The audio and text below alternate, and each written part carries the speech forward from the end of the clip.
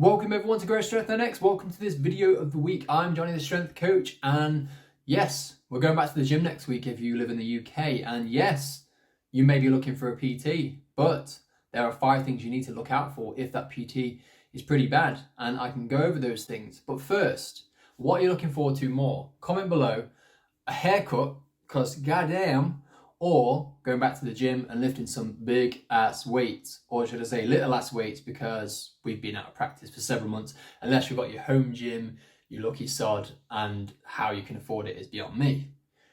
So without further ado, shall we get into the video? Oh, just by the way, before we do go into this video, me and Luke, who used to be on Grow Strength NX, did a video something similar to this it's not a few months back. It's a year ago, just before the original lockdown in March. We did a PT video of 5 things that PTs do. It's more like a joke video, but good to check that one out too. So just go back down and scroll my videos. I'm sure there'll be something there. But right now, we're going to look at 5 things that PTs do that are terrible that you should look out for. Because I know for a fact that a lot of people are going to go back to the gym. They're going to want a PT because they want to progress faster. They want to get, bigger gains, they want to get stronger, they want to get more athletic. But there are so many warning signs that you need to watch out for if you're going to go and do that. And if you do have that type of PT, of the 5 things I'm going to mention, get rid. They're not worth your time or your money or your effort. So without further ado, we'll get into the first one. Number 1, all they do is beast you. And when I say beast you, they're just pushing out for a calorie burn. They'll combine 5, 6, 7, 8 exercises together and just go from one to the other, to the other, to the other, to the other. And there is no specificity to your particular goal. Your goal could be weight loss, which is fantastic, and it can help to some degree. But there is specificity to intensity. There is specificity to your current range of fitness.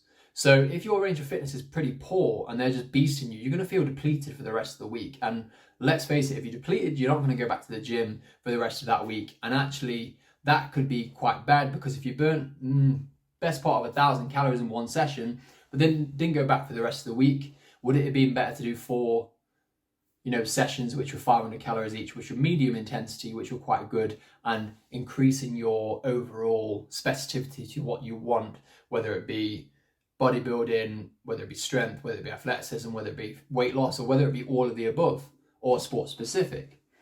So if someone's just beasting you all the time, but they're not really giving any kind of understanding to what you're doing, then definitely move on. Number 2, so form and technique. There are a lot of personal trainers out there who probably don't even know the form themselves or the technical ability of how to get that particular exercise done. And if they're not learning how to do it themselves and they can't teach it, the likelihood is they'll avoid the exercises that they cannot do well or teach well at all. So if you say to yourself, right, I would like to do strength training, for instance. I would like to do deadlifts, squats, bench press. I want to do some powerlifting.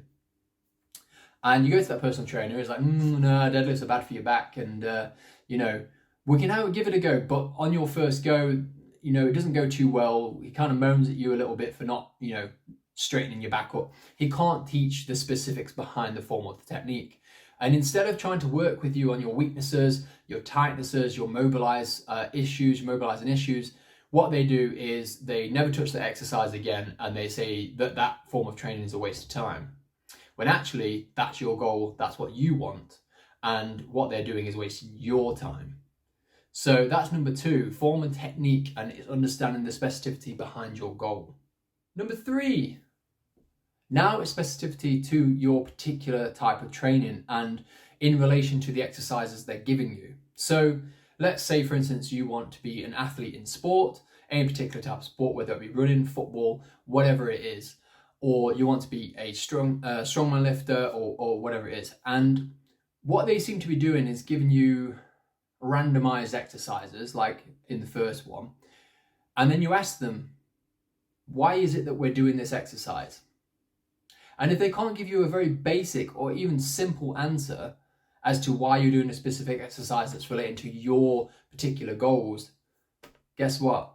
They're making it up as they go along. They are literally just pulling anything out their butt cheeks and they are just making it up. So there's no specificity. I get rid. So when a good personal trainer or a good coach would explain to you the specificity behind your particular exercise, explaining the fundamentals of what it does relating to your athleticism or to your goal, then you know you've got a good trainer. However, like I say, a lot of the time, most people just make it up as they go along. You're out of here. Number 4, basic nutrition. So, yes, personal trainers don't have to be specific nutritionists, but they should know some nutritional input to be able to give you, whether it just be calorie range, whether it be types of proteins, fats, or even carbs that you should be eating specific to your relation to your goal. So if you're someone who is trying to lose weight, then you could give a very basic thing to say that your calorie range needs to be a little bit lower, your carbohydrate intake needs to be a little bit lower, specific to your insulin, etc.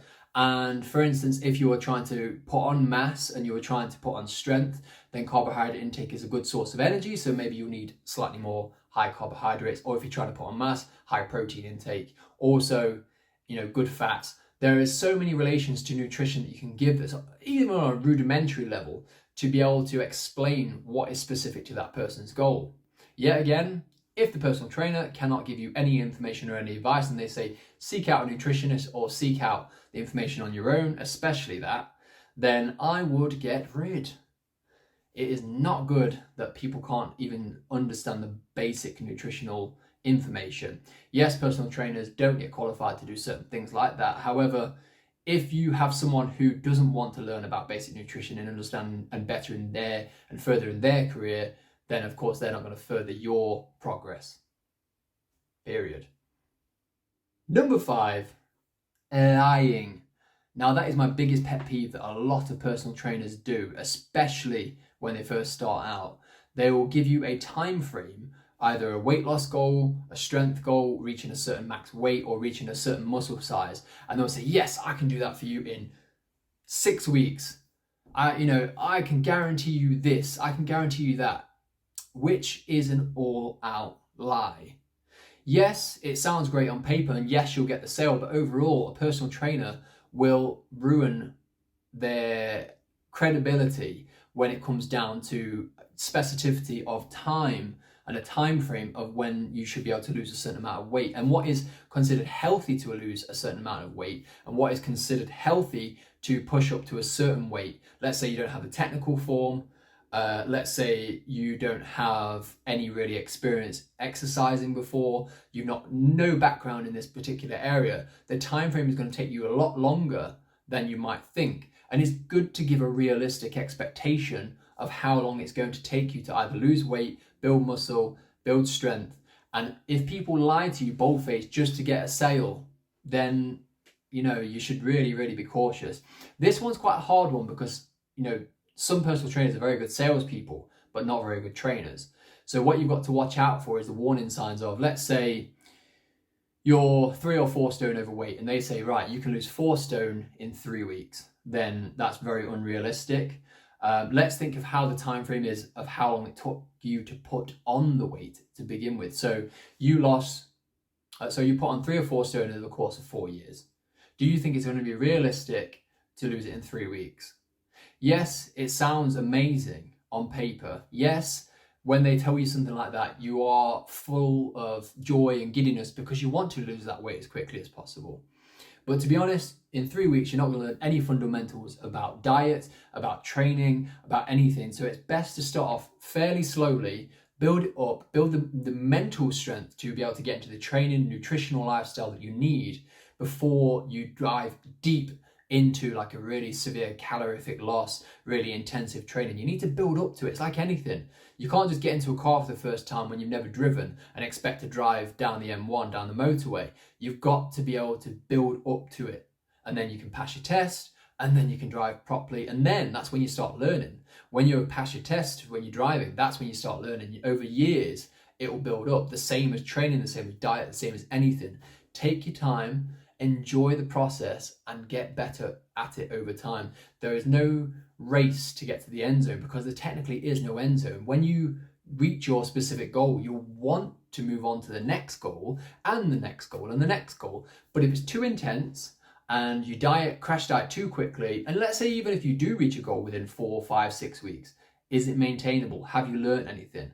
What do you want to do from here? What's next? So all in all, you want to stick with people who have a rudimentary understanding of form, who know specificity of training for your specific goals and for your specific body and needs. So let's say your sleep habits are different from someone else, your work habits are different from someone else, the way you move is different from someone else, the way you eat is different from someone else. You've got to understand that you're an individual and you need individualized training.